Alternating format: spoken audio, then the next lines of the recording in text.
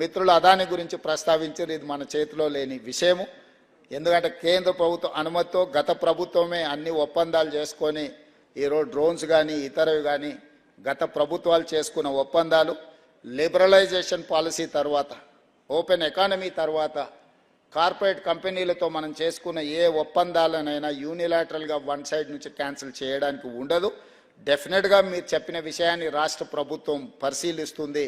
ఎందుకనంటే ఈ defence related ఈ ప్రభుత్వం నరేంద్ర మోడీ గారు ప్రధానమంత్రిగా అయిన తర్వాత 100% ప్రైవేట్ పెట్టుబడులను ప్రోత్సహించే విధానాన్ని రాజ్యాంగాన్ని సవరించి వారు ప్రైవేట్ పెట్టుబడులను ప్రోత్సహించడానికి ఈ డిఫెన్స్ రిలేటెడ్ దీంట్లో మన దేశమే విధానాలను మార్చుకున్నది.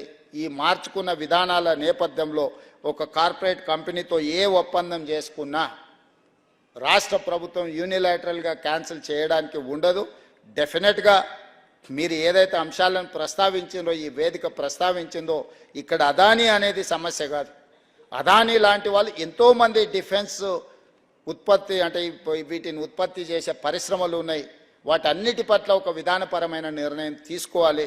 డెఫినెట్గా మీరు ఇచ్చిన సూచనను వ్యక్తులను దృష్టిలో పెట్టుకోవడం కాదు, విధానపరమైన ఆలోచనలతోని ప్రభుత్వం వైపు నుంచి చేయగలిగిన ప్రయత్నాలు ఏమన్నా ఉంటే తప్పకుండా చేస్తామని చెప్తూ